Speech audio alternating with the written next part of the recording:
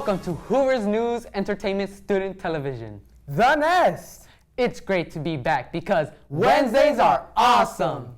My name is Aaron Barañón. And my name is Esnadir Villanueva, and on today's show, we put the heat on the air conditioning in the 1200 building. And we go back to the future. But first, Londi shows how Hoover students make an impact on our community. Donating blood is a simple thing to do, but it can make a big difference in the lives of others.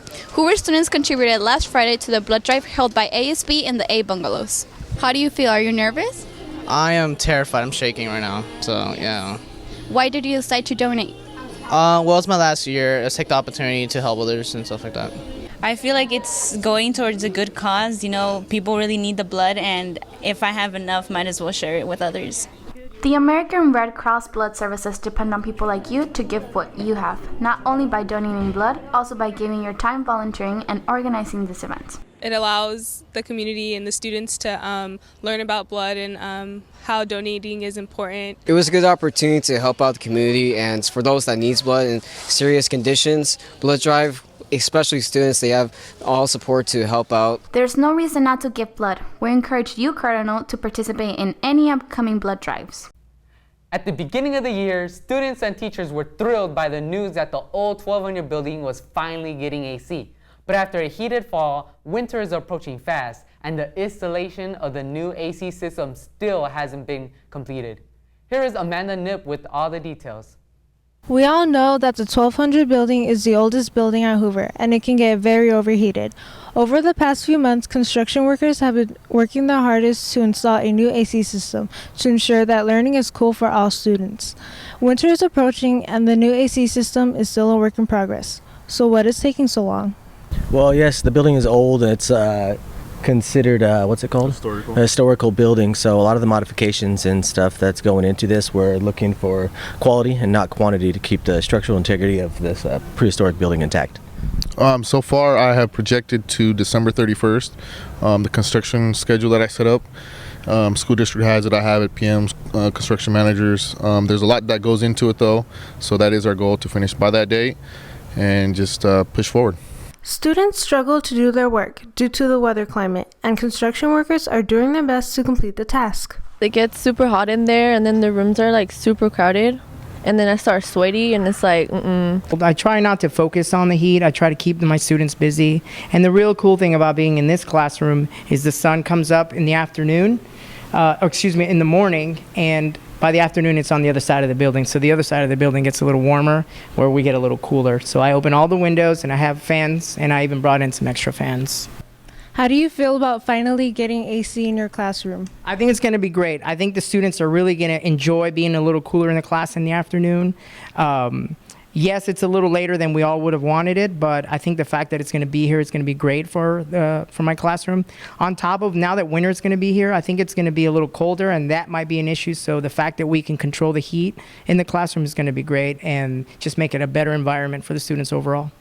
Last Thursday, October 15, millions of people, including Hoover students, participated in the Great California Shakeout. This annual drill gave us the opportunity to practice what we should do in an actual emergency. Yesterday, Hoover students and faculties were able to avoid harm when the school was temporarily placed on lockdown. Right at the beginning of the school day, the Hoover community was told to shelter in place because of police activity just blocks from the school on El Cajon Boulevard. There was police activity in the morning by San Diego PD as they were pursuing two gentlemen in a car, and that car got into a wreck at the corner of El Cajon Boulevard and Fairmont, and the two suspects got out of the car and ran away. Ooh, that sounds really rough. And how did the staff work together to get all the students to safety? The staff worked together by all departments coming out and ensuring that the students got onto campus safely and got to their classes. So counseling assisted, the campus security assistants assisted, the deans, the vice principals, the principal. It was all hands effort. When we return from this commercial break, Sports with Allie, Diane takes over questions in the quad and a special edition of Flying Back in Time.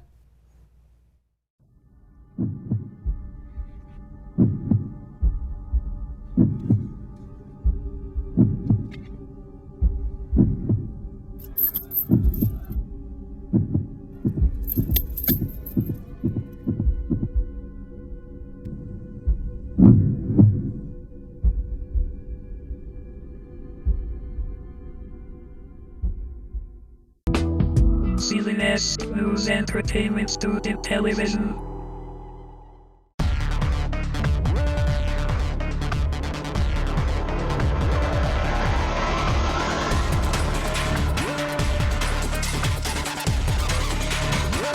Welcome to Hoover Sports. This week we have football against Patrick Henry, volleyball against Kearney and Sarah, and interviews with the soccer coach and a volleyball player.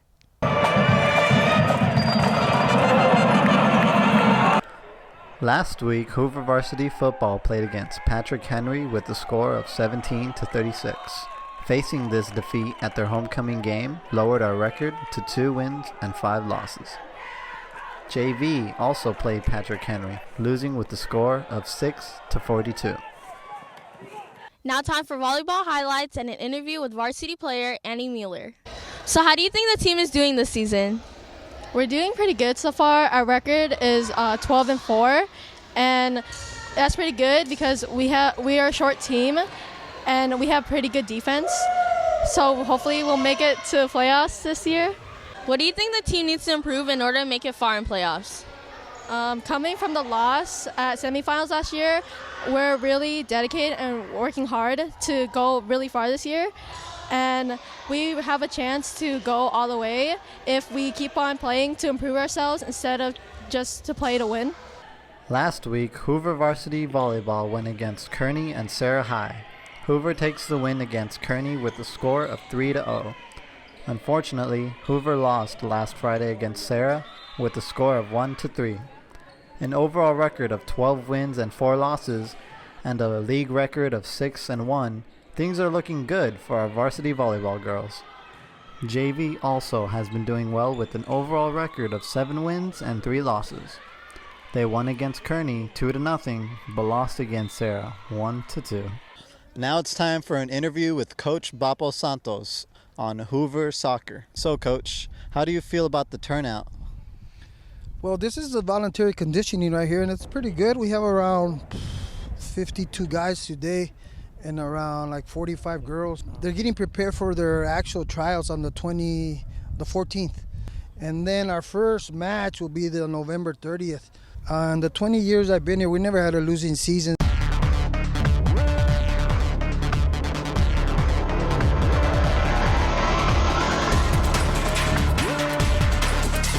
Are you planning to try out for soccer? No, I have a hard time even dressing out for the gym. Next up, Diane heads out to the quad to ask some questions.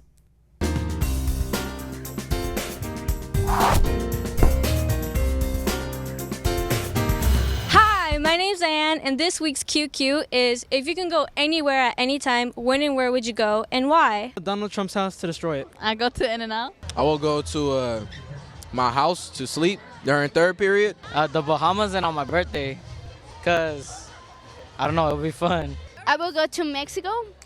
Why? My mom is over there.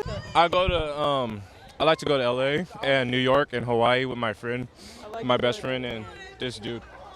I'd like to go to Japan because that's where anime was made.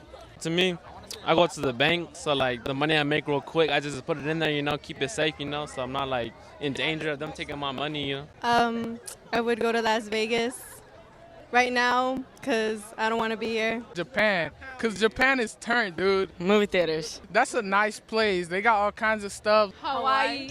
Anime stores, they go hard. I would go to, like this morning, back to this morning, and I would stay in bed sleeping.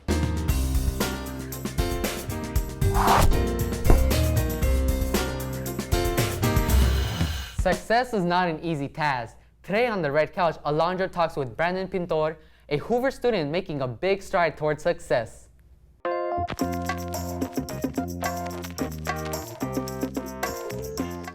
Hello, my name is Alondra Martinez, and I am your host today.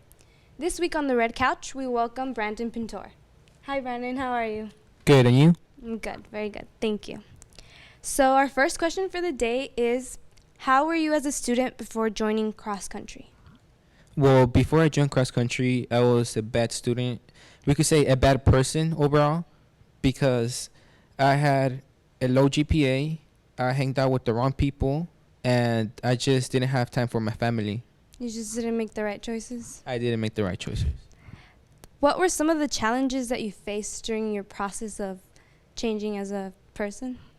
Some of the challenges I faced were peer pressure by my own so-called friends because they always doubted me. They knew I wanted to change and they never supported me. Yeah, they just doubted me. They said I wasn't gonna make it. Why even bother in trying? But so far, I'm proving all of them wrong. What motivated you to make this change? What motivated me to make this change was the fact that I want to have a better life. How do you feel about yourself knowing that you were able to overcome all these obstacles? Well, I feel very proud of myself because this made me realize that I can accomplish anything I set my mind into. And your next obstacle is college? Indeed, it is college. What are some of the advices you could give to students to be successful since you've clearly demonstrated success? Well, the only thing I can tell them is to have a growth mindset. And if they really want to achieve something, to just work hard and be determined because I'm pretty sure they could accomplish anything they set their mind into.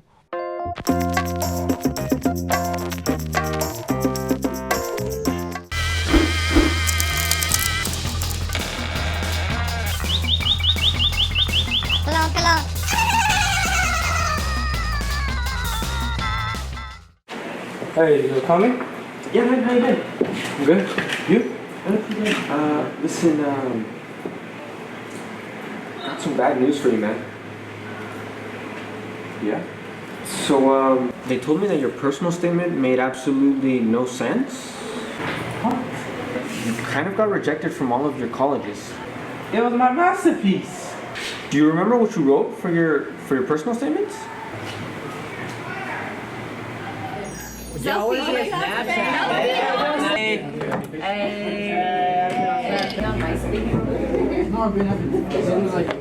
Mine is sticky Skittles. All right, ladies and gentlemen, let's put the electronics away. It's time to work on your personal statement. Oh my God, good. I know, but y'all know you can't multitask.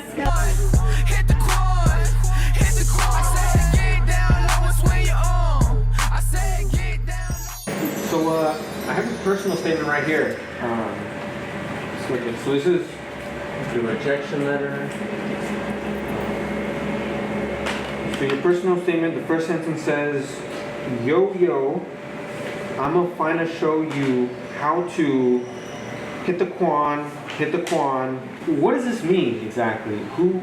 Who's Quan and what does he want from us? What you should have been learning instead is hit the books, hit the books, hit the books.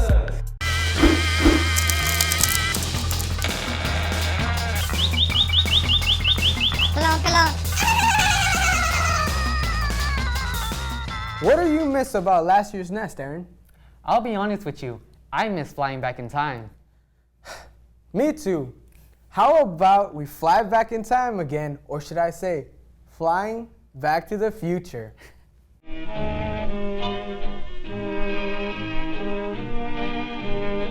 Join us as we explore over 80 years of Hoover history with Flying Back in Time.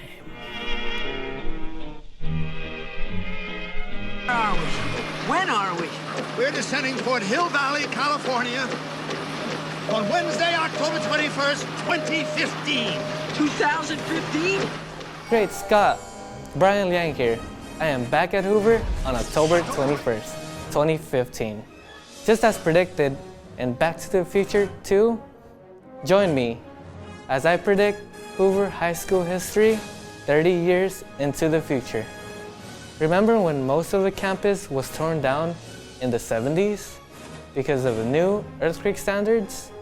Well, on October 21st, 2045, Hoover will again be demolished so that all the buildings can be built 10 feet higher to deal with the rise in sea levels. Once again, the 1200 building will be spared. The same year, Hoover wins its 5th CIF title in surfing. Also, in 2045, Cardinal's Interact is renamed Cardinal's Intergalactic. And field trips to Mars University begins. Back at school, all the fencing around the campus is removed. But don't think students in the future have it easy and can just leave school early. The fencing is replaced with an invisible force field. Zap! Finally, in 2045, nutrition and lunch are eliminated. Instead, all the students consume one Super Bowl drink once a week at Yum Yum Yo. An interesting fact, Bobaology becomes the most impacted major at SDSU. Well, that's it for this flashback, for I must go flying back in time.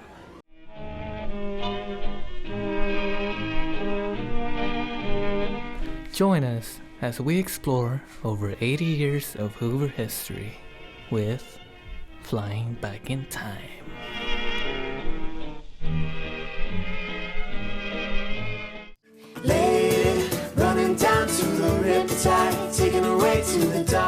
Thanks for tuning in to this week's Cardinal Calendar. Almost Haunted House will be held next week, October 27th, 28th, and 29th. Students will pay $4 and non-students will pay $6. Go out if you're down for a good scare. Tomorrow, October 22nd, will be Iman's Lights On After School Hoover Club Mixer from 3 to 5 p.m. Don't forget to sign up during lunch. Don't forget to come to tonight's college night. It will be held from 6 to 7:30 in the small gym. If you have LOP hours, don't forget to go to Saturday school, which is held every Saturday from 8 a.m. to 12 p.m. in the library. Last but not least, today, October 21st, is National Back to the Future Day. Marty McFly comes back to the future from 1985 with the help of Doc. This is a one-time holiday that will be celebrated by many fans of the movie series. And that's a wrap for this week's Cardinal Calendar. Tune in next week for more student news. Thanks for tuning into the Nest this week. Join us next week, and don't forget to smash that like button. And subscribe for more news every single Wednesday. See you next week.